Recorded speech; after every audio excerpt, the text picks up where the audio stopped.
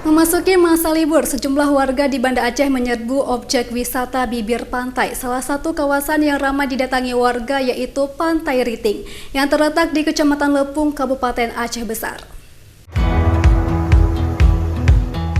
Berlibur bersama keluarga, kerabat, dan sanak saudara ke tempat-tempat wisata menjadi waktu yang ditunggu-tunggu.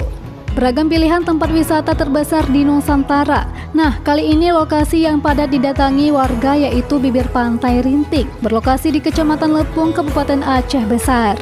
Pantai Riting yang dibuka untuk umum sejak 3 tahun lalu ini memiliki garis bibir pantai yang indah serta hamparan laut lepas yang menjulang dan tentunya bisa memanjakan mata wisatawan.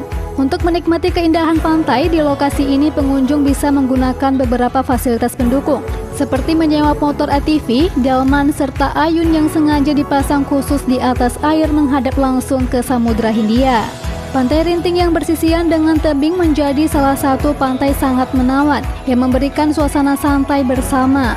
Meski lokasinya yang indah, namun fasilitas pengaman untuk mandi di laut masih perlu diperhatikan pihak pengelola. Tempat wisatanya itu sangat bagus, banyak permainan, ada macam-macam permainan, ada delman, suka banget.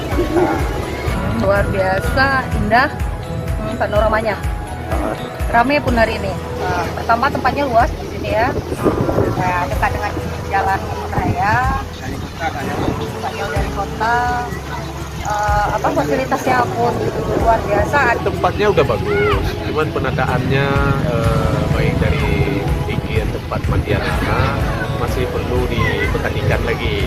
Kalau ini berikan saya lihat ini Riting ini menjadi salah satu destinasi wisata ke depan yang lebih bagus.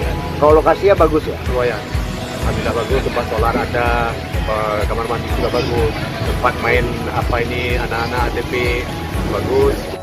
Untuk sampai ke Pantai Riting, pengunjung harus menempuh perjalanan selama 30 menit dengan menggunakan kendaraan pribadi dari pusat kota Banda Aceh.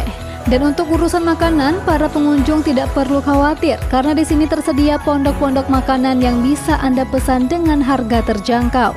Dari Aceh Besar, Syukri Syarifuddin, iNews melaporkan.